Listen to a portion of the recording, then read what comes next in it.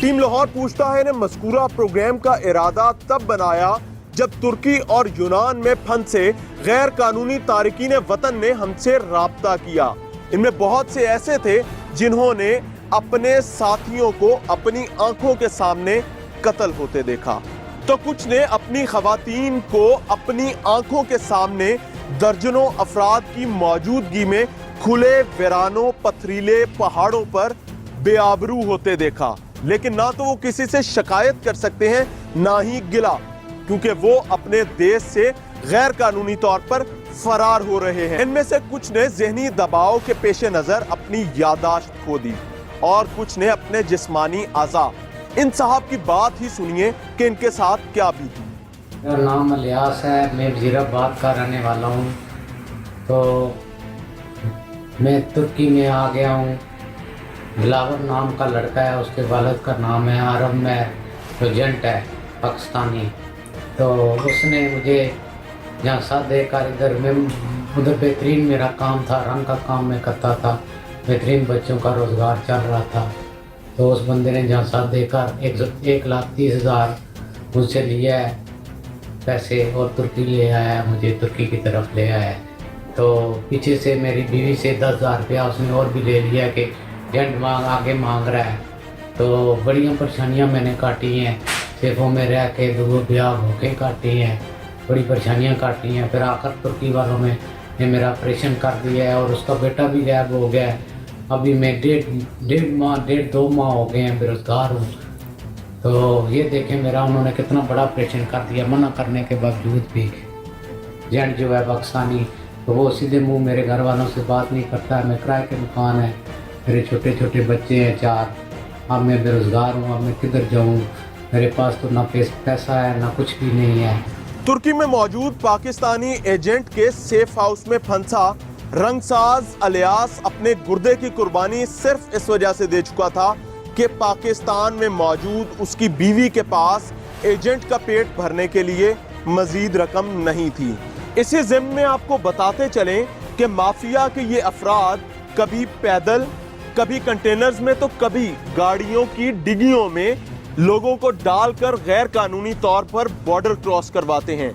इस धंधे को माफिया की जुबान में डंकी करने के नाम से जाना जाता है, यानी एक शख्स को गैर कानूनी तौर पर बॉर्डर क्रॉस करवाना। अब इन अफराद को ही देखिए जो यूरोप जाने का खमियाजा कार की बंद डिग्गी में भुगत रहे हैं और इल्तिजा करते नजर आते हैं कि पीछे मौजूद लोग किसी सूरत डंकी ना करवाएं, यानी बॉर्डर क्रॉस ना करें। प्रोग्राम की रिकॉर्डिंग के दौरान हमारा राब्ता एक ऐसे नौजवान से हुआ जो घर से निकला था यूरोप जाने के लिए, लेकिन पहुंचा सीधा यूनान के कैद खाने में। आजकल किन हालात में है जनाब, उनकी बात उन्हीं की जुबानी जानते हैं। मुझे बोला गया था कि फ्रांस जाने के लिए, तो उसके लिए मुझे बोला गया था कि हम यहाँ से आपने जाना है ईरान, ईरान से ना आपको वहाँ से आपका वीज़ा लगेगा। तो असल में हुआ ऐसे है कि मैं जब ईरान आया हूँ, ईरान से इन्होंने मेरी लगवाई है डंकी आगे। वो समझ लें आप, ऐसा खेल होता है कि मौत को हाजिर नाजिर जान के अपने सामने मौतें देखी हैं, जो पड़ी देखी हैं ना अपने सामने। कई लोगों की ऐसी लाशें थीं जो कि 2 दिन से पड़ी हैं, 5 दिन से पड़ी हैं। तो आप ये हिसाब लगा लें कि इंसान भूख प्यास से मर जाता है, ठीक है, उसकी हिम्मत ख़त्म हो जाती है और मर जाता है इंसान। तो कहने का मकसद है कि यहाँ तक ये मुझे पहले ईरान से इन्होंने डंकी लगवाई है तुर्की की, फिर मुझे तुर्की से लगवाई है मुझे ग्रीस की। मुझे तकरीबन 15-16 महीने हो गए हैं यहाँ पे।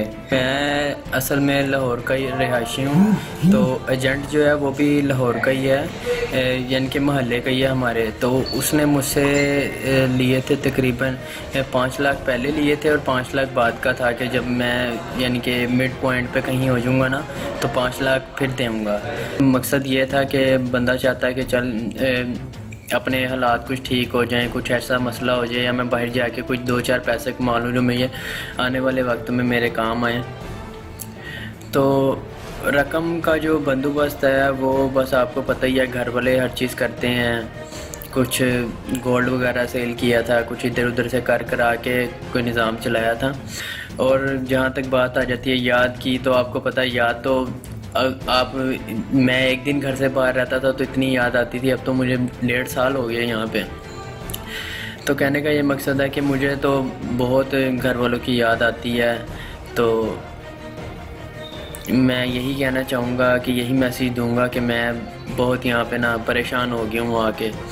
और अब मैं जो है ना, मैं चाहता हूँ कि मैं इतनी अपनी लाइफ को इतना पीछे ले गया हूँ। 1.5 साल मैं यहाँ पे रहा हूँ और मैंने कुछ भी नहीं किया कि जिसके मकसद के मैं आया था यहाँ पे, और मैं भी रास्ते में हूँ। ठीक है।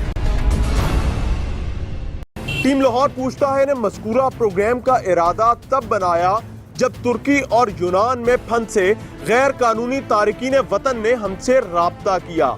इनमें बहुत से ऐसे थे जिन्होंने अपने साथियों को अपनी आंखों के सामने कत्ल होते देखा, तो कुछ ने अपनी खवातीन को अपनी आंखों के सामने दर्जनों अफराद की मौजूदगी में खुले वीरानों पथरीले पहाड़ों पर बेआबरू होते देखा। लेकिन ना तो वो किसी से शिकायत कर सकते हैं, ना ही गिला, क्योंकि वो अपने देश से गैर कानूनी तौर पर फरार हो रहे हैं। इनमें से कुछ ने ज़हनी दबाव के पेश नज़र अपनी यादाश्त खो दी और कुछ ने अपने जिस्मानी आज़ा।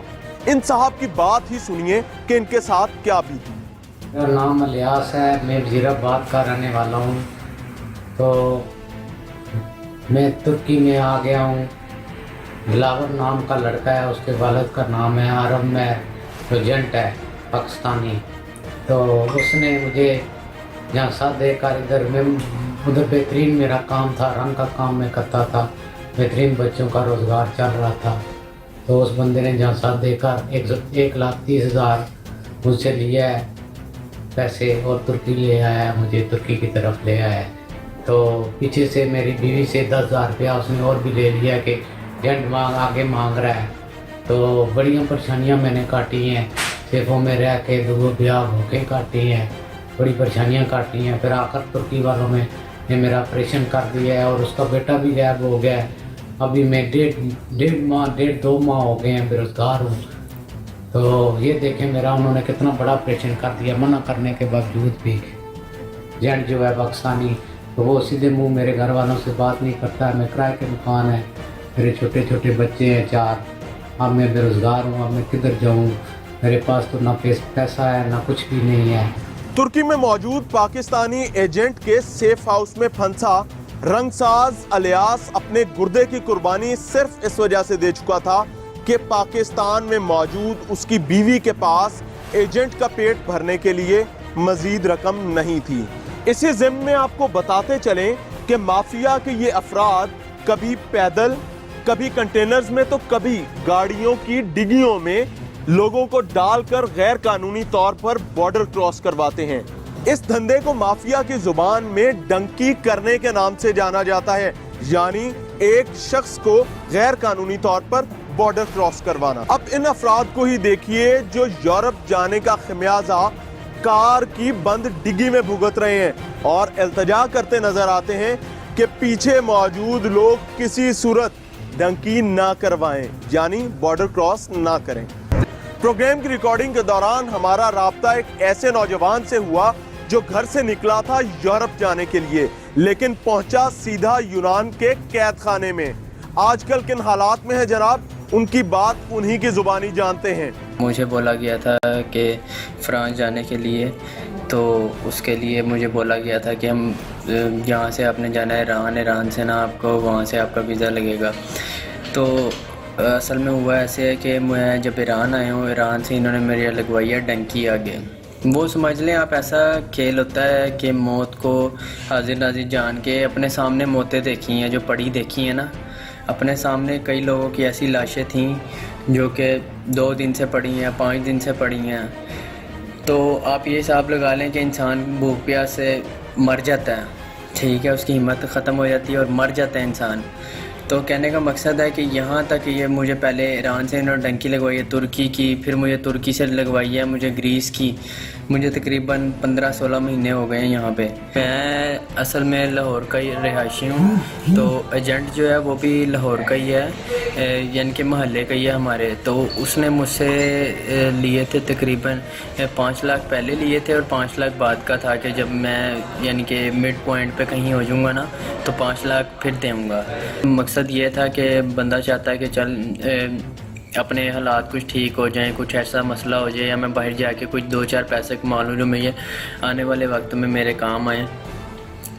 तो रकम का जो बंदोबस्त है वो बस आपको पता ही है, घर वाले हर चीज़ करते हैं। कुछ गोल्ड वगैरह सेल किया था, कुछ इधर उधर से कर करा के कोई निज़ाम चलाया था। और जहाँ तक बात आ जाती है याद की, तो आपको पता है याद तो आप मैं एक दिन घर से बाहर रहता था तो इतनी याद आती थी, अब तो मुझे 1.5 साल हो गए यहाँ पे। तो कहने का ये मकसद है कि मुझे तो बहुत घर वालों की याद आती है। तो मैं यही कहना चाहूँगा कि यही मैसेज दूँगा कि मैं बहुत यहाँ पे ना परेशान हो गया हूँ आके, और अब मैं जो है ना मैं चाहता हूँ कि मैं इतनी अपनी लाइफ को इतना पीछे ले गया हूँ। 1.5 साल मैं यहाँ पे रहा हूँ और मैंने कुछ भी नहीं किया कि जिसके मकसद के मैं आया था यहाँ पे, और मैं भी रास्ते में हूँ। ठीक है।